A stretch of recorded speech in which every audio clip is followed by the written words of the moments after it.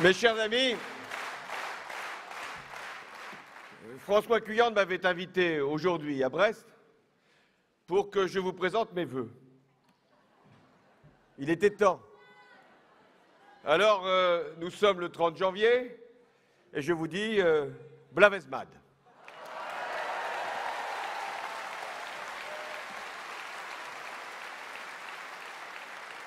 Mais il ne m'avait pas dit que vous étiez si nombreux. Vraiment très nombreux. Parce que vous êtes conscients qu'un mouvement s'est levé, qu'une espérance s'est créée, qu'une dynamique s'est engagée, que les Français veulent le changement et que vous allez les accompagner vers cette destination, celle qui va nous conduire le 6 mai à la victoire ensemble.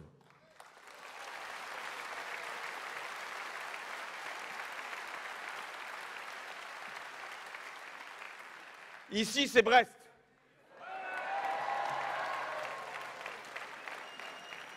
Et si ici, c'est Brest, le changement, c'est maintenant. Je suis venu tout au long de la journée, d'abord avec Jean-Yves Le Drian, pour visiter l'île Longue.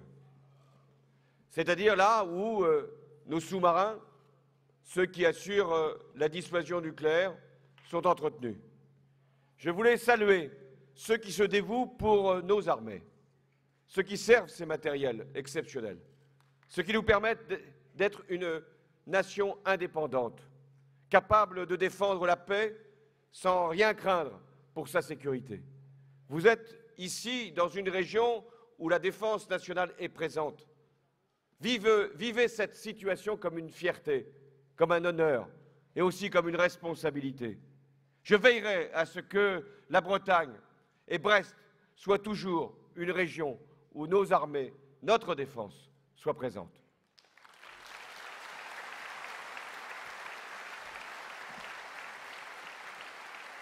Mais dans ma journée, j'ai aussi rencontré les inquiétudes, les colères, et notamment les salariés de la Sobrema, qui m'ont interpellé en me disant « Nous ne croyons plus aux promesses.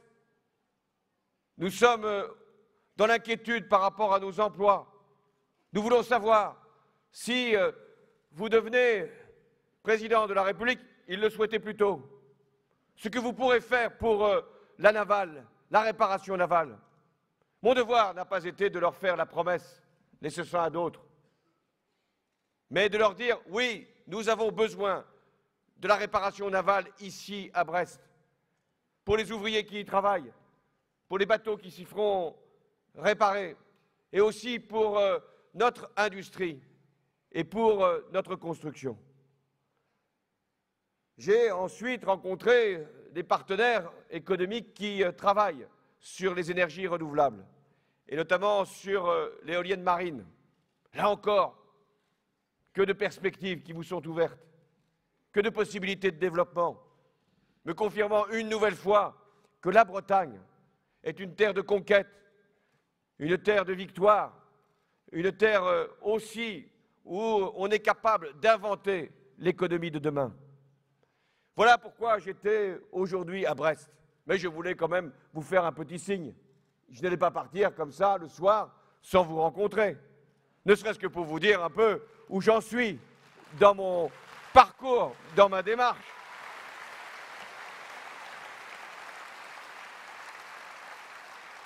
C'est vrai que je suis venu souvent à Brest. Pierre Maille s'en souvient. C'était au moment d'un congrès, il y a 15 ans. On m'avait conseillé de ne pas y venir, parce que c'était déjà chaud. Et ce fut un des plus beaux congrès, puisque je suis devenu premier secrétaire. Mais je ne vais pas vous raconter ma vie d'avant. Je suis en train de préparer notre vie d'après, celle que nous allons construire ensemble après l'élection présidentielle. Je viens devant vous comme candidat, après cette formidable consultation démocratique qu'ont été les primaires citoyennes. 3 millions sont venus, beaucoup d'entre vous, choisir celui-ci, celle-là, plutôt celui-ci. Et donc me voilà investi depuis le mois d'octobre. Et j'ai fait en sorte de parcourir la France, de rencontrer beaucoup de souffrances, de malheurs, de colère, mais aussi de réussite, de force et de talent. Et puis, à partir du mois de janvier, nous avons accéléré le rythme. Nous avons fait le rassemblement du Bourget. Impressionnant. J'en connais qui ont été impressionnés. 25 000 personnes. Plus de 2,5 millions ou 3 millions de téléspectateurs, sans qu'on l'ait imposé sur toutes les chaînes, à 20h30.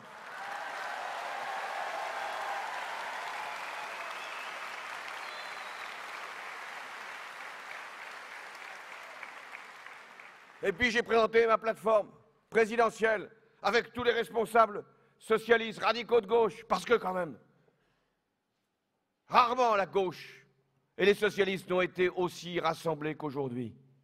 Et c'est une force, là encore, qui nous est donnée.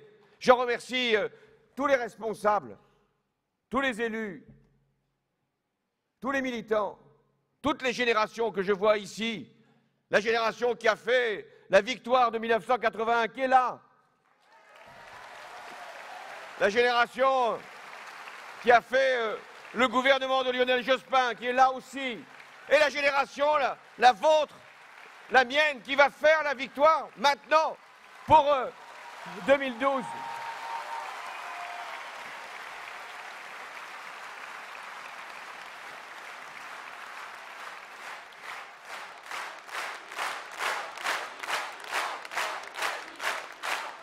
Je vous l'ai dit, un mouvement s'est créé, une force s'est levée, une espérance aussi. J'en connais la fragilité, je sais la volatilité des modes, des humeurs, la versatilité des commentaires, des sondages. Ah, les sondages. Personne ne les regarde et tout le monde les scrute. Ils font des sourires ici à ceux qui regardent ces enquêtes comme autant de pronostics. Ils en désespèrent d'autres. Voyez leur mine. Ne vous laissez pas impressionner. Parce que rien n'est fait, rien n'est acquis, rien n'est joué. Nous sommes à 3 mois d'une élection. Il s'en passera bien des événements sur le plan européen, international, dans notre propre pays. Ne pensez pas que la droite va nous laisser, là, le pouvoir. Elle le devrait, au regard de son bilan. Mais elle ne va pas se laisser faire. Elle va combattre. Et elle a de puissants moyens. Elle est soutenue par les maîtres de l'argent, par ceux qui contrôlent un certain nombre de médias. Et puis, elle est soutenue aussi, parce que c'est la vie démocratique, par des hommes et des femmes, des citoyens français qui veulent la droite, que voulez-vous. Nous n'allons pas... Soyons respectueux des opinions des autres. Nous n'allons pas gagner sans être dignes d'une victoire. Et d'ailleurs, je vous donne ce conseil.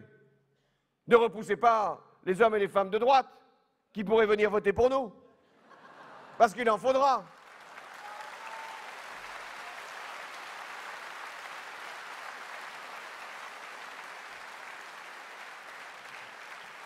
Moi, j'ai fait des comptes.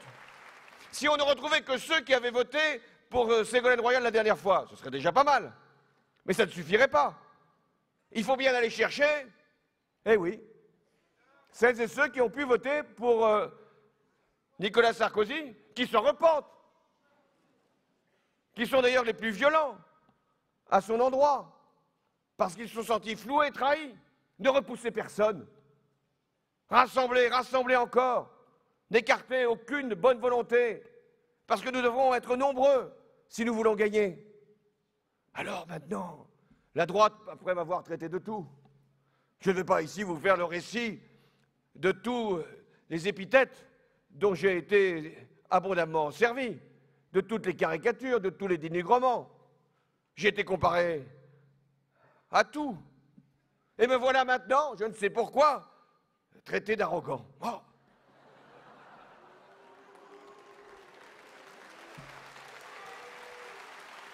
Au début, j'ai cru qu'il y avait mal donne.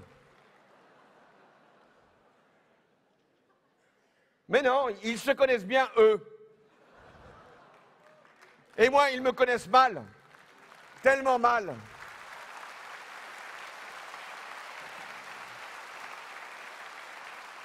Qu'ils avaient pensé qu'un socialiste ne pourrait jamais redevenir président de la République. Et pourquoi? Qu'il n'y en aurait eu qu'un, François Mitterrand, dont ils n'ont plus de mots assez aimables pour sa personne et de mots assez durs pour les grandes réformes qu'il a permis pour notre pays. Oui, quand il parle de François Mitterrand, c'est comme s'il nous disait, voilà, quelle chance vous avez eue, la gauche, vous avez eu un président de la République sous la cinquième, le premier, le dernier, c'est terminé. Et d'ailleurs, ils nous disent, mais il ne faut surtout pas recommencer parce que, vous vous rendez compte, ce président, François Mitterrand, il avait fait voter la retraite à 60 ans, les 39 heures, la 5e semaine de congés payés, il avait fait la décentralisation, il avait libéré l'audiovisuel, il avait aboli la peine de mort. Et alors, il ne faudrait pas qu'il y ait un nouveau président de la République de gauche pour faire de nouvelles avancées? Si. Alors c'est vrai qu'il ne m'a pas échappé que la droite ne se sentait pas au mieux. Je vois à leur figure, même celle d'hier.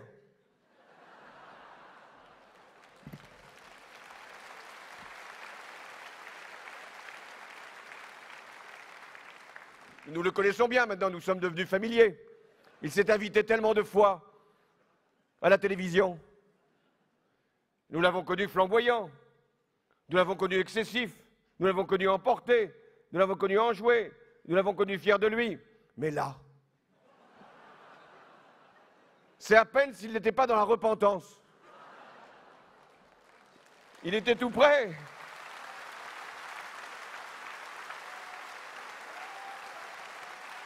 Tout près d'avouer ses erreurs. Presque battre sa coulpe, puis il s'est retenu. Et en même temps, il était parti dans une espèce de fuite en avant. Parce que ce qu'il ne veut pas présenter aux Français, c'est son bilan. Et je le comprends. Parce que, dans une certaine mesure, il a vécu à crédit. Avec les promesses, avec les arrangements, avec les annonces. Et arrive une fin de mandat où les Français demandent des comptes. Et quand ils constatent que le chômage, qui devait être à 5% de la population active, promesse du candidat élu de 2007, est à 10% de la population active, que la croissance, je ne dis pas comment il devait aller la chercher, est à 0% ou 0,5% en 2012, quand ils se rendent compte que les violences aux personnes ont augmenté de 20%, que la dette publique a progressé de 600 milliards et de 900 milliards depuis 2002, elle a doublé depuis 2002, rendez-vous compte, en 2 présidences, celle de Jacques Chirac, pour lequel j'ai toujours de l'indulgence, et pour Nicolas Sarkozy, ils ont réussi avec 2 présidences à faire autant de dettes publiques que tous les présidents avant eux. De Charles de Gaulle, Pompidou, Giscard, Mitterrand, eh bien ils ont fait autant de dettes que tous ces présidents depuis le début de la Ve République. Et ils viendront nous faire la leçon et nous dire qu'ils savent gérer la France.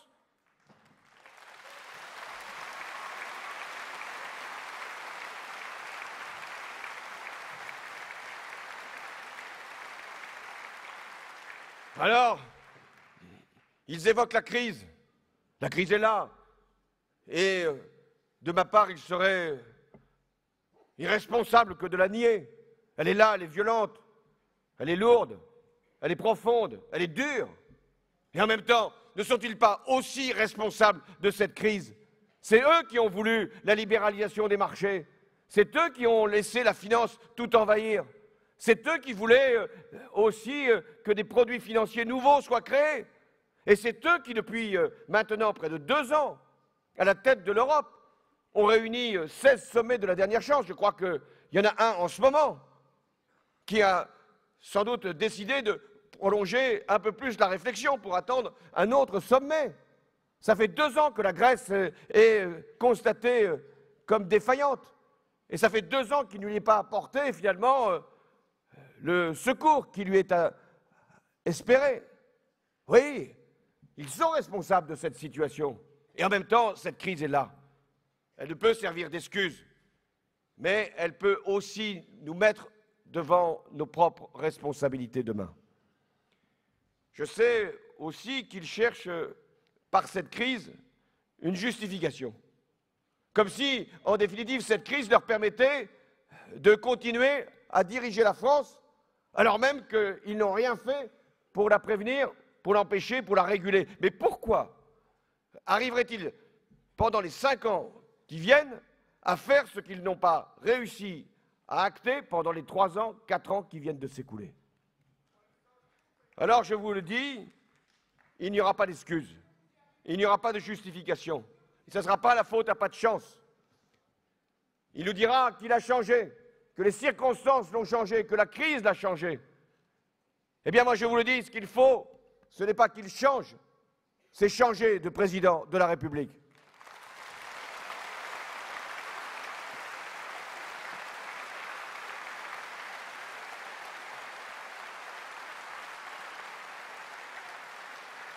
Mais hier soir, voilà qu'il était dans une fuite en avant. Pour ne pas évoquer le bilan, il annonçait des décisions qui ne pouvaient pas attendre. Rendez-vous compte, la TVA. Ce projet existe depuis 2007. Il avait été énoncé maladroitement par un ministre de l'économie et des finances et confirmé par le Premier ministre. Celui qui est encore en place aujourd'hui, c'était l'idée d'une TVA qui devait se substituer à des cotisations sur le travail. Les élections législatives étant intervenues et le second tour ayant permis à la gauche de gagner davantage de sièges qu'il était attendu, cette réforme a été mise de côté. La voilà qui ressort, là, à quelques semaines de l'élection présidentielle, avec l'idée que ce serait bon pour la compétitivité du pays. Mais qui peut le croire? Qui peut croire qu'en diminuant les cotisations sociales de 12, 13 milliards d'euros, d'un seul coup, les entreprises françaises pourront exporter, que les consommateurs importeraient moins et que nous aurions immédiatement des créations d'emplois dans l'industrie, alors même que ces baisses de cotisations vont être sur toutes les entreprises, qu'elles soient exposées à la concurrence ou qu'elles soient des entreprises de services qui ne sont en aucune façon menacées par je ne sais quelle compétition. En fait, tout cela est une improvisation pour nous faire supporter, quoi d'autre? Un plan de rigueur supplémentaire, parce que augmenter la TVA d'1,6 point ne changera rien à l'état de notre économie, mais affaiblira encore la croissance, la consommation, et sera une mesure injuste de plus, parce que ça frappera l'ensemble des ménages. Comment l'admettre?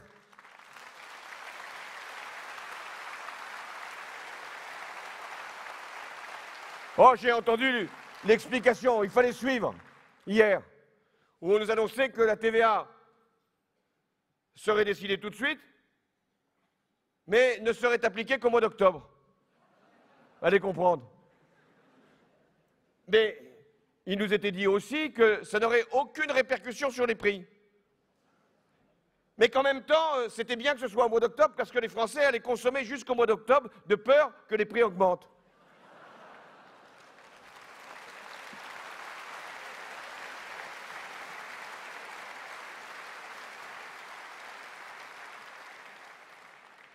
Mais les meilleures façons que ça ne se produise pas au mois d'octobre, moi je vais vous dire ce qu'il faut faire. C'est de voter pour le candidat qui sera celui du changement en 2012.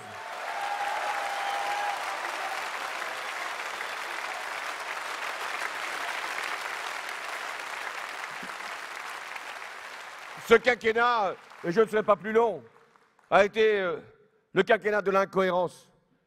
Tout a commencé par des baisses d'impôts pour les plus favorisés et se termine par des hausses de prélèvements sur tous les Français.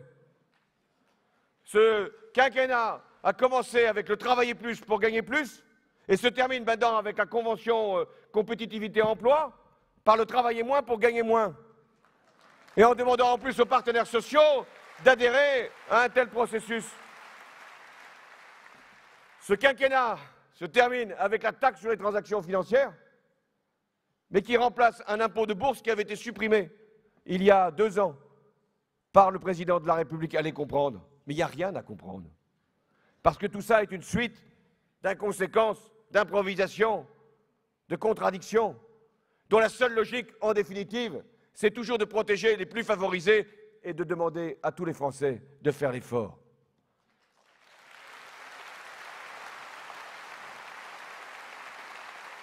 Nous devons, pour notre part, en tirer 3 leçons. La première, c'est de dire la vérité. Dans cette campagne, chacun prétendra qu'il dit la vérité. Mais il y a ceux qui ont, pendant une campagne en 2007, fait des promesses et ne les ont pas tenues. Pourquoi seraient-ils aujourd'hui crédibles dans leurs annonces? Pourquoi faudrait-il croire ceux qui ont manqué à leurs paroles? Mais nous, parce que nous sommes la gauche, parce que nous sommes conscients qu'une responsabilité nous attend, peut-être, au mois de mai prochain, nous devons dire aux Français ce que nous pouvons faire et promettre ce que nous pouvons tenir. Je veux être le président qui tiendra ses engagements.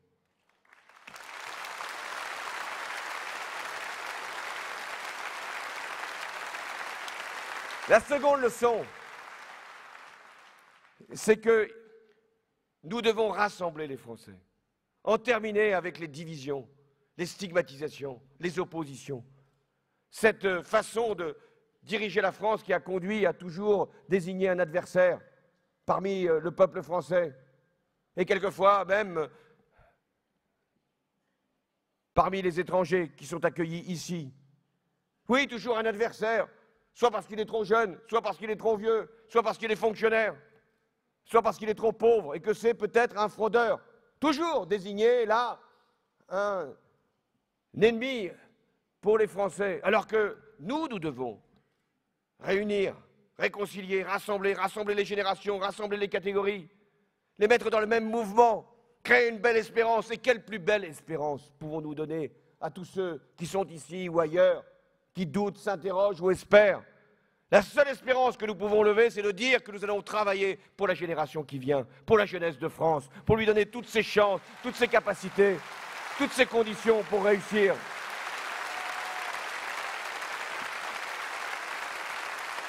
Et s'il nous faut trouver un adversaire, n'allons pas le chercher parmi nous. Je l'ai dit, l'adversaire dans cette campagne, il n'a pas de nom, il n'a pas de visage, il n'a pas de parti, il ne sera pas candidat à l'élection présidentielle, il n'en sera donc pas l'élu, et en même temps il gouverne. Cet adversaire, c'est la finance, c'est le monde de la finance, c'est celui qui empêche l'économie d'être la plus dynamique possible. C'est la finance qui crée des inégalités, affaiblit les États, détruit les solidarités. Alors, c'est un adversaire redoutable.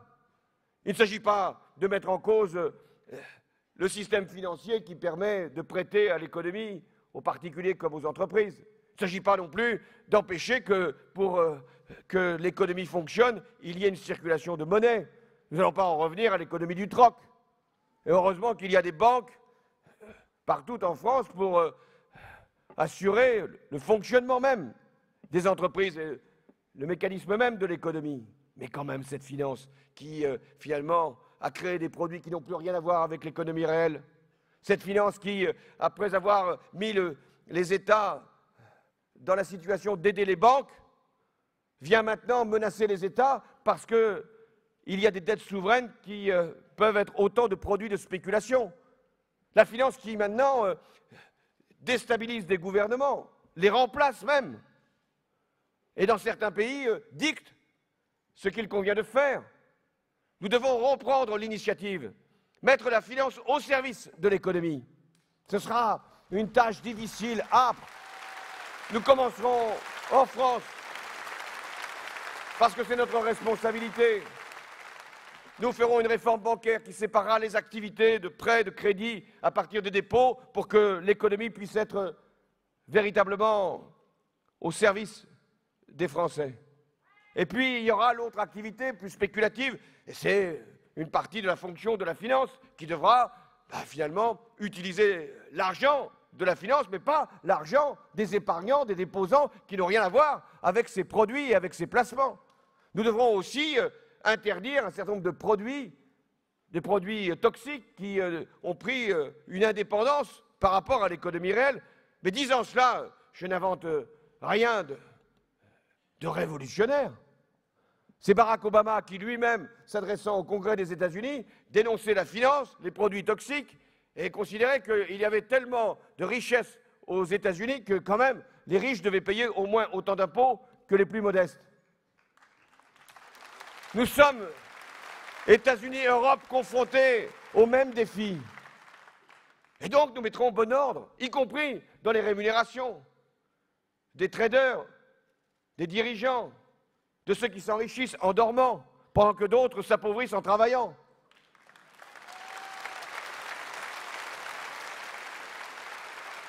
Je ne fais pas cela par facilité,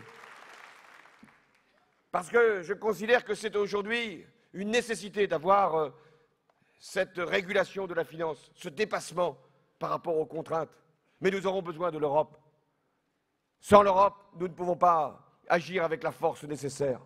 Mais l'Europe, aujourd'hui, avec les dirigeants qui la conduisent, considère que seules les disciplines peuvent nous mettre à l'abri de la finance. Les disciplines, il en faut. Des règles sont nécessaires. Des sanctions par rapport à des gouvernements ou à des États qui n'ont pas géré leurs finances publiques comme il convenait peuvent être comprises. Mais nous ne parviendrons pas à réduire la dette, à maîtriser les déficits, s'il n'y a pas de la croissance. Et ce que j'attends de l'Europe, c'est qu'au-delà de ces disciplines, au-delà de ces règles en commun, au-delà de la défense de la zone euro nécessaire, il nous faut de la croissance. Et quand je dis cela, on me dit, mais quand même, comment vous allez vous faire pour convaincre la chancelière d'Allemagne?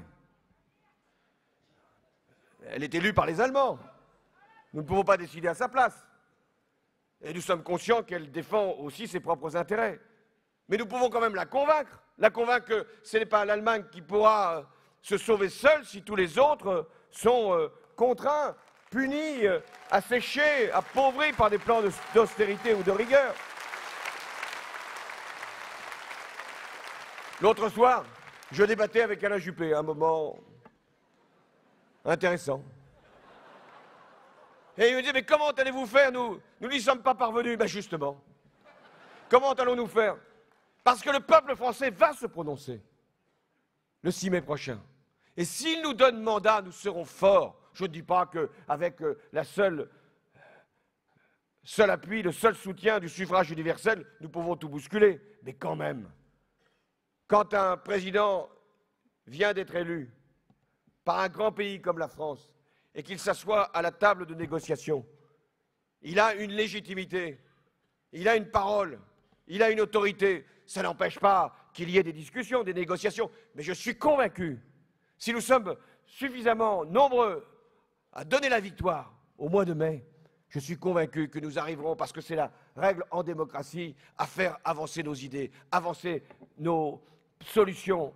Parce que, je vous l'annonce aussi, une partie des Allemands attend notre victoire. Une partie des Italiens attend notre victoire. L'Europe attend notre victoire. Parce que l'Europe veut avancer. Parce que nous sommes Européens. J'ai voulu l'Europe. J'ai voulu l'euro. Mais parce que j'ai voulu, comme vous tous, que cette Europe soit solidaire, soit une Europe dynamique, soit une Europe de croissance, soit une Europe qui invente les nouveaux projets, qui soit capable de donner des nouvelles perspectives industrielles, écologiques, qui nous permettent d'être plus forts ensemble. C'est une grande aventure, l'Europe. Nous ne devons pas simplement en faire un carcan, une discipline, un enfermement, une punition.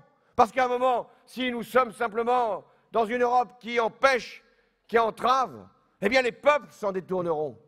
Et la menace, c'est que les populistes, les extrémistes, il y en a ici en France, utilisent justement la défiance à l'égard de l'Europe pour atteindre cette grande idée, cette belle idée de la solidarité sur le continent, de la paix, de la volonté de vivre ensemble, d'échanger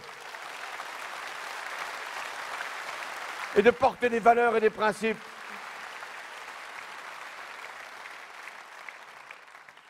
Le projet que je porte, c'est celui du redressement dans la justice. Il nous faut nous redresser.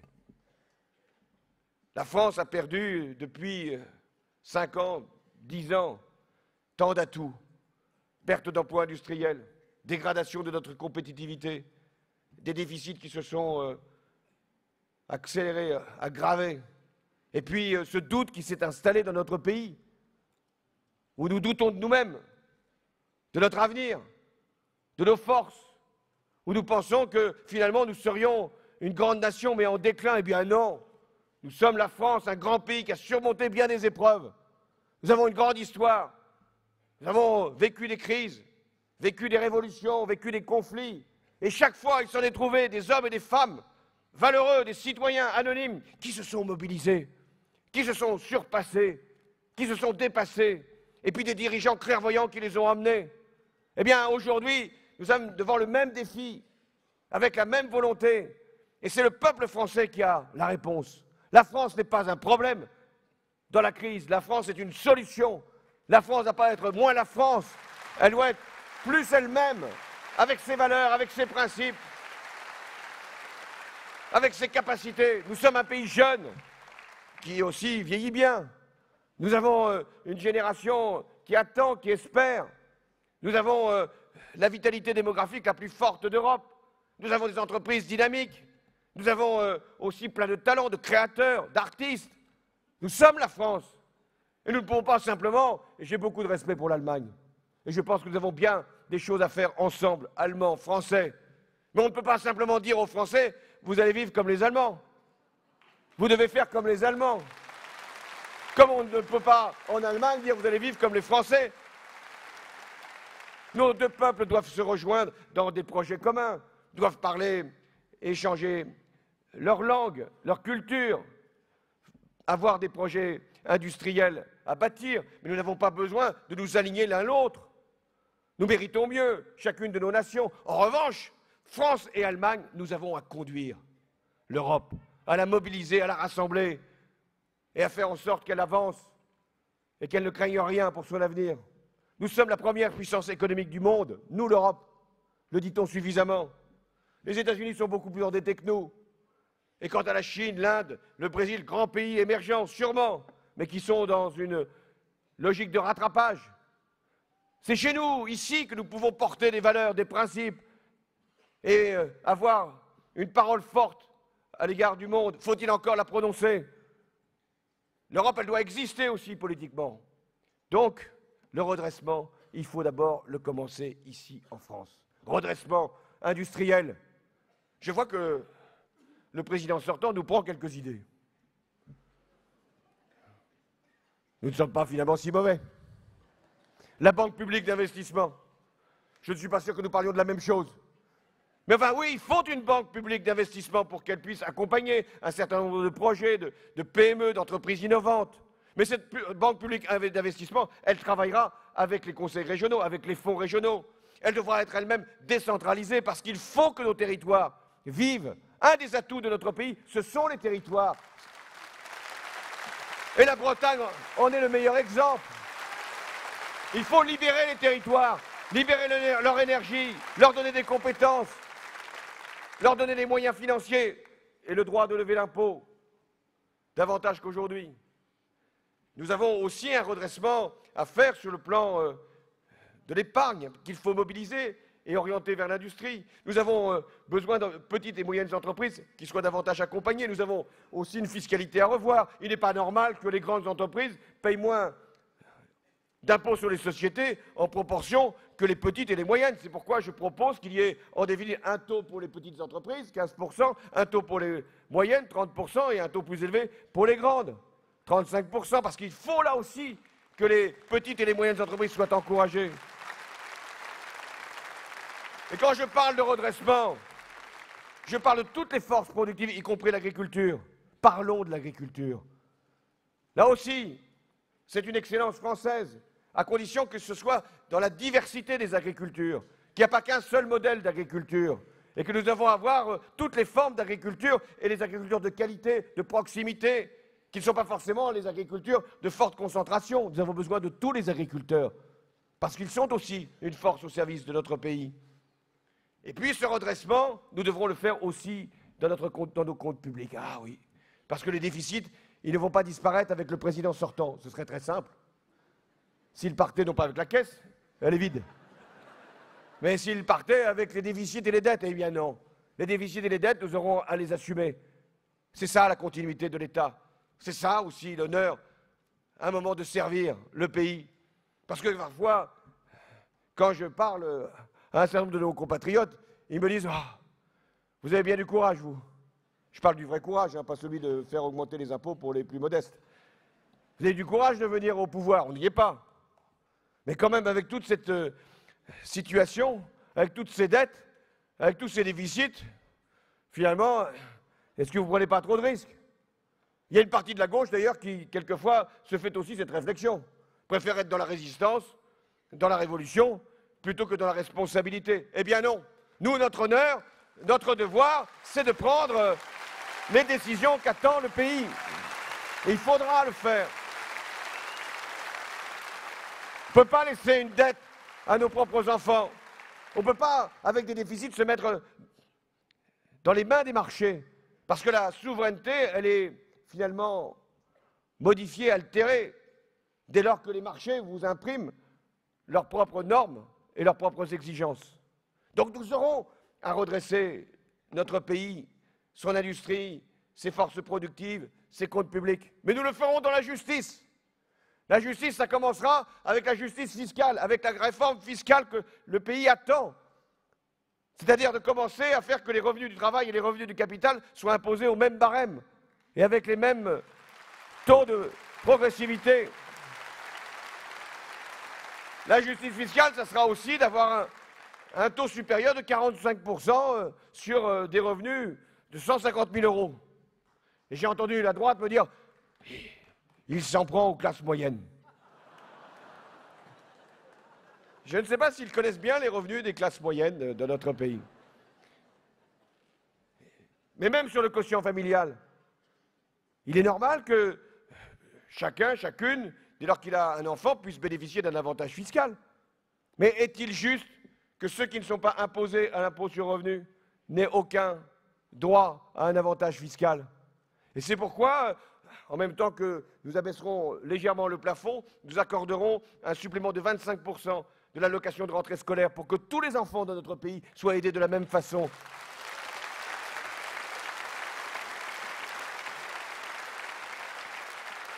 La justice fiscale, c'est aussi de revenir sur les allègements d'impôts sur la fortune, c'est aussi de revenir sur les allègements des grosses successions. J'entendais là aussi le président sortant dire on a protégé les petites successions. Mais 75% des successions sont exonérées d'impôts. Donc c'est les grosses successions qui ont été en définitive favorisées. Tout a été dans le même sens. Et là, quand j'entends qu'il faudrait même augmenter les coefficients d'occupation des sols, mais pour qui? Pour ceux qui ont déjà le droit de construire? Pour ceux qui ont déjà les terrains et qui vont encore avoir une plus-value, un avantage? Pour ceux qui ont déjà les immeubles, les maisons, il faudrait leur donner en plus des droits de construire gratuitement. Moi, je préfère que l'État montre l'exemple et tous les terrains qu'il possède soient mis à disposition des collectivités locales pour que ces collectivités créent des logements sociaux, créent de nouveaux logements partout.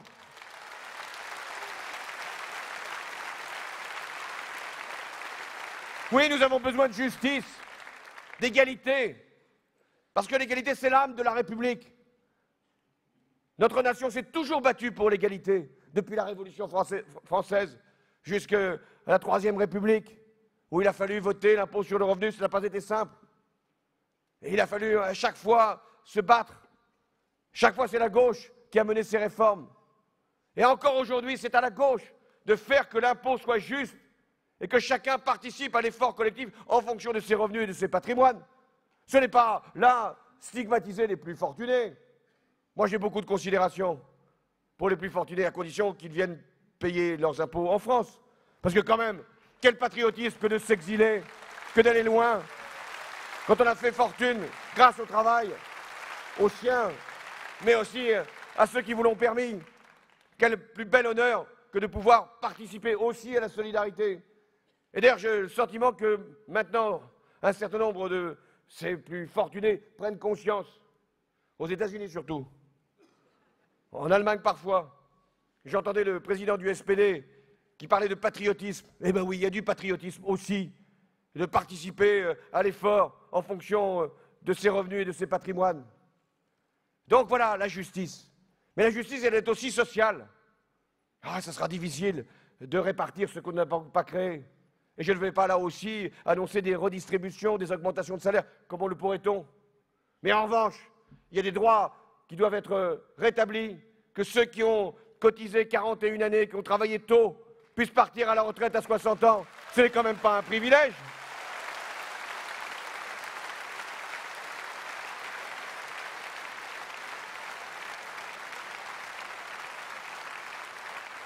Et en matière de santé, quand je vois que des familles, que des jeunes, et parfois des personnes âgées ne peuvent plus accéder aux soins parce que c'est trop loin ou parce que c'est trop cher, et qu'il y a des dépassements d'honoraires, et qu'il n'y a plus de médecins dans un certain nombre de territoires, où est le droit à la sécurité sociale, le droit à la santé?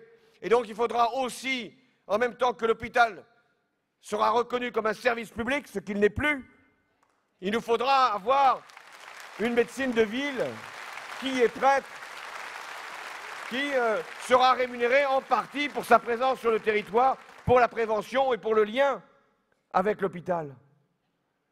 Justice, justice territoriale, est-il acceptable qu'un certain nombre de nos villes, de nos quartiers, n'aient pas les dotations qui sont attendues parce qu'elles sont trop pauvres et que des populations sont reléguées, abandonnées, alors que des villes riches ne font même pas l'effort de faire les logements sociaux en dépit de la loi? Eh bien, nous ferons en sorte que les communes qui ne respectent pas les obligations en matière de logements sociaux soient sanctionnées 5 fois plus qu'aujourd'hui.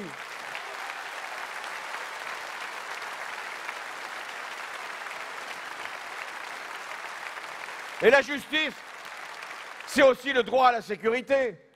Il n'est pas là aussi acceptable que ce soit justement dans les quartiers où il y a le plus de délinquance qu'il y ait moins de présence de forces de police ou de gendarmerie, que dans certains quartiers, les trafics, les bandes se soient installés en toute impunité, parce qu'il y a eu des diminutions d'effectifs de police, de gendarmerie depuis 5 ans. Allez comprendre là aussi, quand Nicolas Sarkozy était ministre de l'Intérieur, il a créé 10 000 postes de gendarmes et de policiers. Et depuis qu'il est président de la République, il a supprimé 10 000 postes de gendarmes et de policiers. Allez comprendre. Mais pendant ce temps-là, ce sont les plus modestes, ce sont les plus pauvres, parfois les plus âgés, parfois aussi les plus jeunes qui sont menacés. Donc nous aurons une police, une gendarmerie présente dans les quartiers où c'est nécessaire, mais nous aurons aussi une action de prévention, parce que nous ne pouvons pas accepter que ce soit là encore la déscolarisation et la rue qui servent de guide à des jeunes perdus.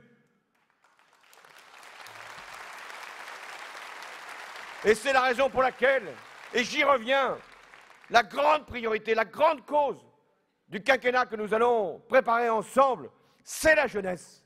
C'est le droit à cette jeunesse reconnue de réussir.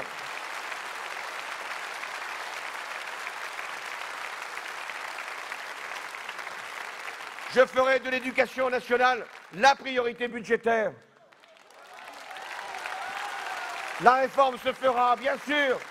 Il en faudra des réformes sur les rythmes scolaires, sur l'accompagnement scolaire, sur le travail en équipe. Les enseignants y sont prêts. Il faudra négocier.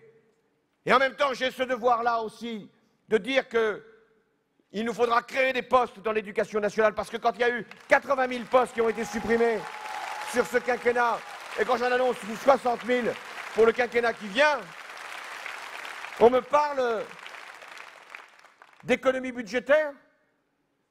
Mais combien a coûté la baisse de la TVA sur la restauration? 3 milliards. Combien coûtera les postes dans l'éducation nationale? 2,5 milliards à la fin de 2007. Combien a coûté le plan sur les prisons? 30 000 places de plus, 3 milliards. Combien coûte le plan pour la création de postes? 2,5 milliards. Alors qu'est-ce qu'on veut? Que choisit-on? Quelle est la priorité? Ne vous laissez pas impressionner. La droite augmente la dépense, mais la dépense pour certains, la dépense fiscale, les avantages, la dépense parfois inutile.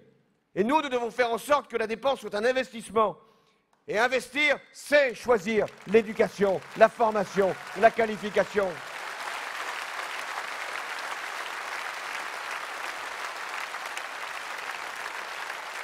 « 150 000 jeunes sortent du système scolaire sans diplôme, sans qualification, sans formation.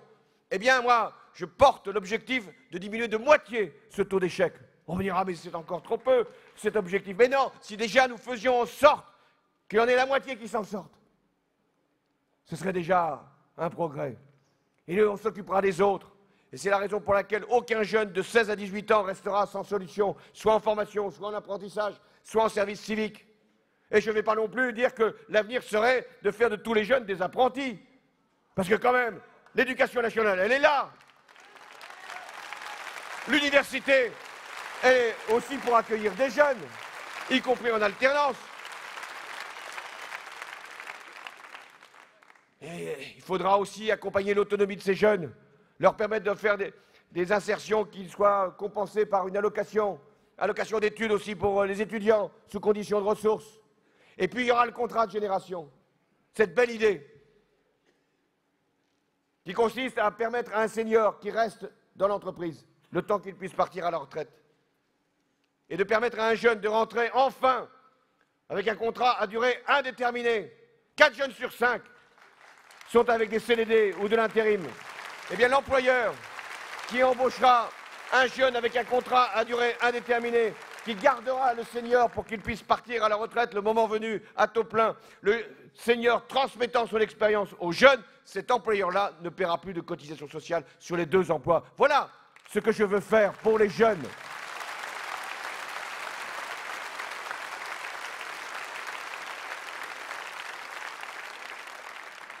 Le changement, il faut en convaincre nos compatriotes. Le changement, il est espéré, il est voulu. Mais en même temps, beaucoup s'interrogent sur la démocratie, sur la politique, sur sa capacité à pouvoir modifier le destin de chacun. Je sais bien ces doutes et ces colères qui taraudent une grande partie de nos concitoyens. Je vous préviens sur l'extrême droite. Elle est là, partout, à un niveau que nous n'avions jamais connu, même le 21 avril 2002. Cette extrême droite fait semblant d'avoir changé, c'est la même. Même nom, mêmes idées, même mauvaise pensée, même rendez-vous avec l'extrême droite européenne. Elle était il y a quelques jours en Autriche avec ce que l'Europe compte de pire en matière d'extrême droite. Et quand je vois des jeunes, oui des jeunes, quand je vois des ouvriers, quand je vois des exclus de la société aller vers l'extrême droite, mais ne laissez pas faire. Ne laissez pas des ouvriers voter pour un parti qui dessert leur intérêt. Ne laissez pas des jeunes faire un vote qui est finalement le retour au pire du passé de notre histoire. Ne laissez aucun homme, aucune femme, même désespéré, faire ce choix qui, à un moment, l'exclura davantage. Nous sommes conscients de ce risque. Rien n'est fait, je vous l'ai dit, y compris pour le premier tour.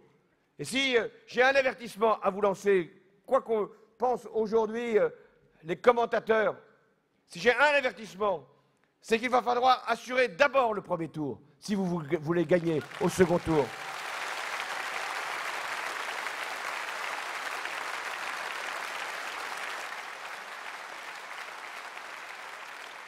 Écartez le risque de la dispersion, le risque de l'avertissement, du vote de colère, de tous ceux qui vous disent « Ah, je vous retrouverai au second tour ». Mais au second tour, je ne serai peut-être plus là. Et donc, je connais maintenant la dynamique d'une élection. J'ai vécu, moi, le 21 avril 2002.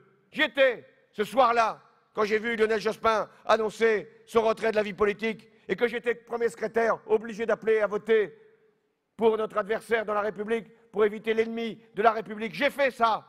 Je ne veux plus jamais avoir à vivre une situation comme celle-là.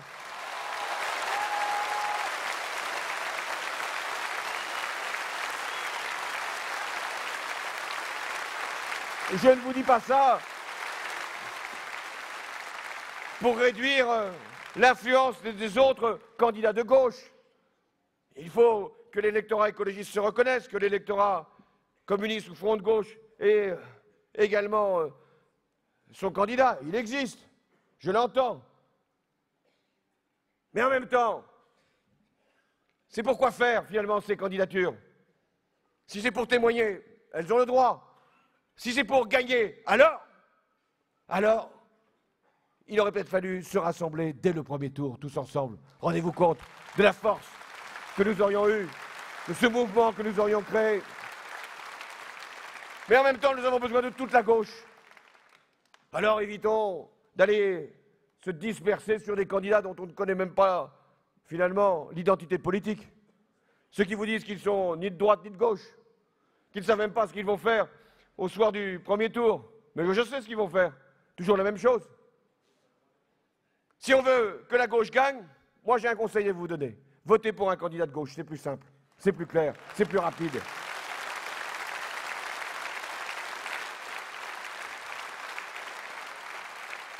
Chers amis, comme je reviendrai à Brest, je vous reparlerai.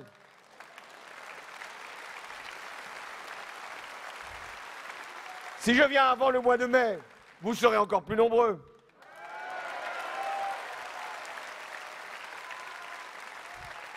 Si je viens après le mois de mai, tout dépendra de vous. François m'a invité à la fête maritime. C'est généralement le 14 juillet. C'est mieux qu'une garden party.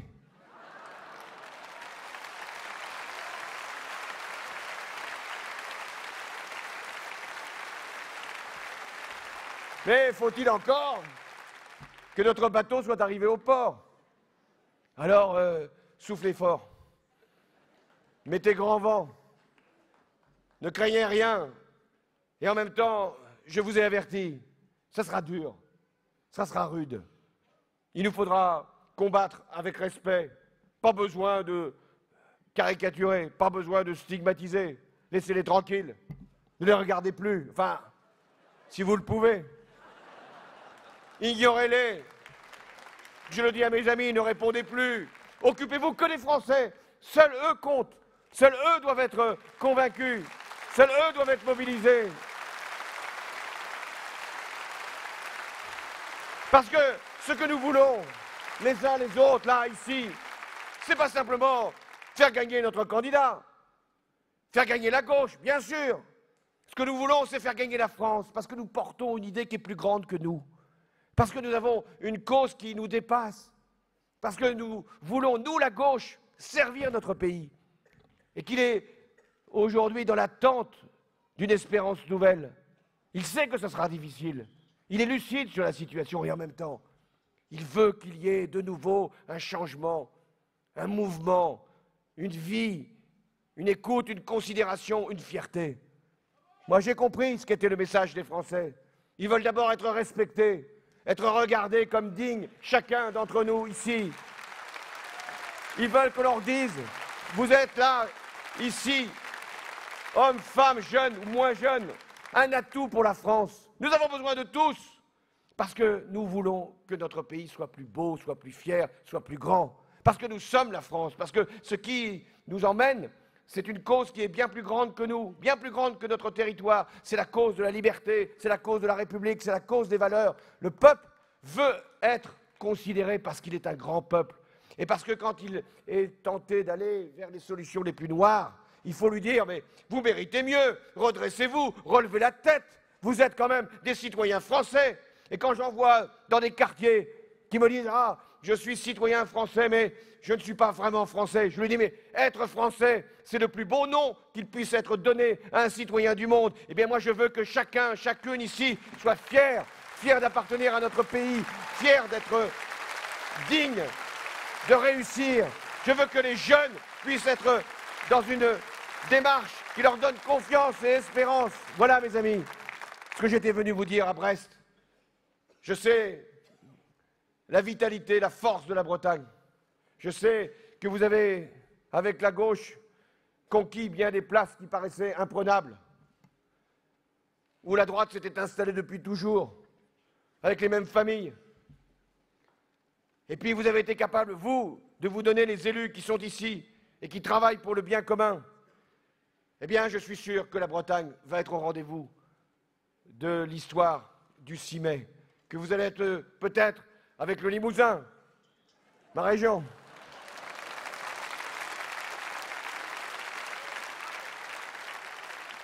Vous allez être peut-être, c'est un pari que nous avons fait, la région qui va donner le plus de voix à la gauche.